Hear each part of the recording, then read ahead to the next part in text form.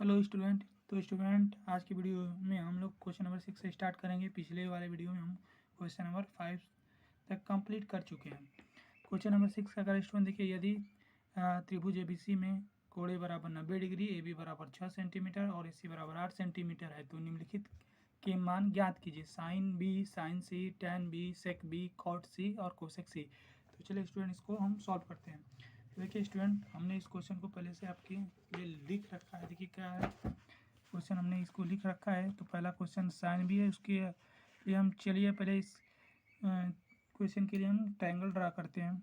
Question में करा कि यदि ट्रायंगल ए बी सी में angle A equal to 90 degree है और तथा करा है ए बी होगा। स्टूडेंट यहाँ पे गलती से छूट गया, यहाँ पे ए बी बराबर 6 सेंटीमीटर है। हाँ, ए बी बराबर 6 सेंटीमीटर है। ए बी बराबर 6 सेंटीमीटर और ए सी बराबर 8 सेंटीमीटर है। तो आपको निम्नलिखित के मान ज्ञात कीजिए। तो सबसे पहले इसके लिए किसी भी इस ऐसे क्वेश्चन को करने के लिए सबसे पहले आपको ट्रायंगल ड्रा कर लेना चाहिए। बिना ट्रायंगल ड्रा किए वहीं हो सकता है कुछ क्वेश्चन, ठीक है। तो चलिए हम क्वेश्चन ड्रा करते हैं, ट्रायंगल ड्रा करते हैं। तो ट्रायंगल ड्रा करते हैं। इसमें पहले ट्रायंगल ड्रा कर लीजिए, उसके बाद आपको कौन सा एंगल 90 डिग्री देना है उसको उसके जगह पर वो एंगल लिख दीजिए।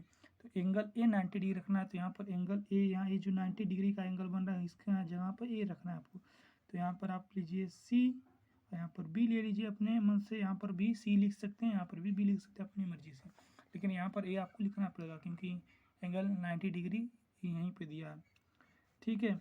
तो A B is equal to आपको 6 सेंटीमीटर दिया है और A C is equal to 8 centimetre दिया है, ठीक है स्टूडेंट। यहाँ तक हो गया। अब देखिए आपको कराए कि सबका मान ज्ञात करना है। तो सबसे पहले इस ट्रायंगल में पाइथागोरस प्रमेय लगाकर इस कोण का मान ज्ञात कर लेते हैं, ठीक है स्टूडेंट। तो सबसे पहले हम इसको पाइथागोरस थ्योरम लगाते हैं। तो लिखेंगे यहाँ पर पाइथागोरस प्रमेय से, पाइथागोरस प्रमेय क्या कहता है स्टूडेंट?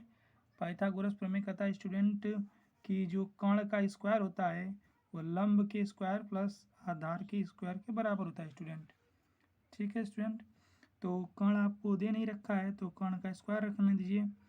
और यहाँ पर लंब दे रखा है 8 और आधार दे रहा है 6। तो लंब की जगह पर 8 का स्क्वायर, आधार की जगह पर 6 का स्क्वायर, ठीक है स्टूडेंट। तो यहाँ से कर्ण का स्क्वायर बराबर 8 का स्क्वायर हो जाएगा यहाँ से 64 और यहाँ पर हो जाएगा 36, ठीक है स्टूडेंट। यहाँ पर के स्क्वायर इक्वल टू हो जाएगा, यहाँ पर जोड़ेंगे तो 100 और के बराबर इसका अंडर रूट में ले लेंगे 100, तो यहाँ पर इसका मान 10 आ जाएगा स्टूडेंट। इतना सभी लोग जानते हैं, ठीक है स्टूडेंट। अब देखिए स्टूडेंट, इसका मान हमको मिल गया, इस कर्ण का मान यानी इस हाइपोटेनियस का मान 10 मिल गया, ठीक है।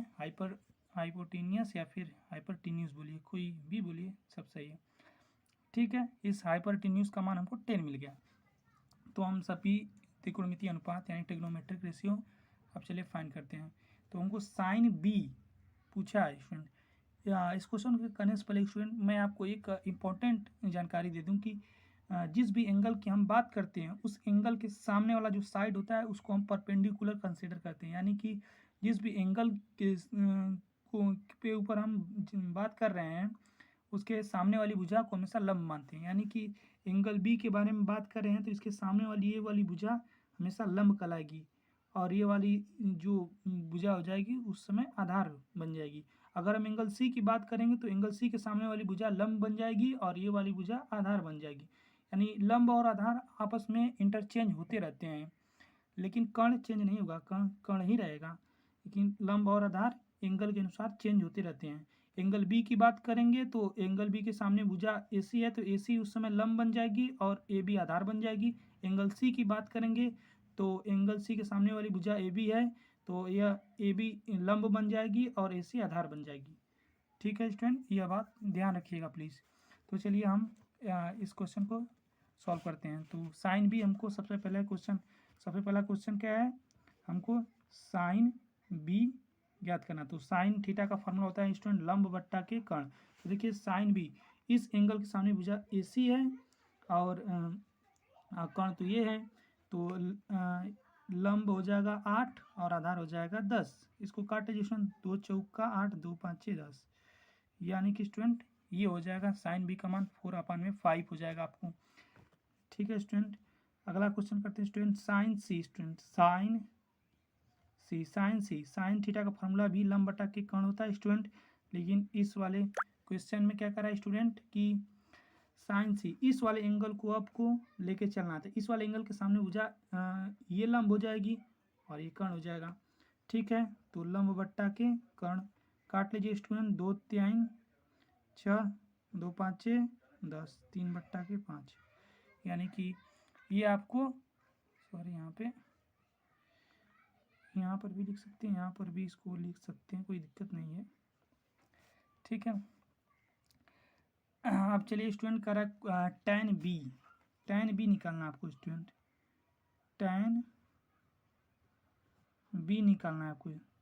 तो tan थीटा का फॉर्मूला होता है स्टूडेंट लंब बट्टा के आधार, तो लंब बट्टा के आधार बी वाले भुजा के सामने बी वाले कोण के सामने भुजा ये है, ये लंब हो जाएगी, ये आधार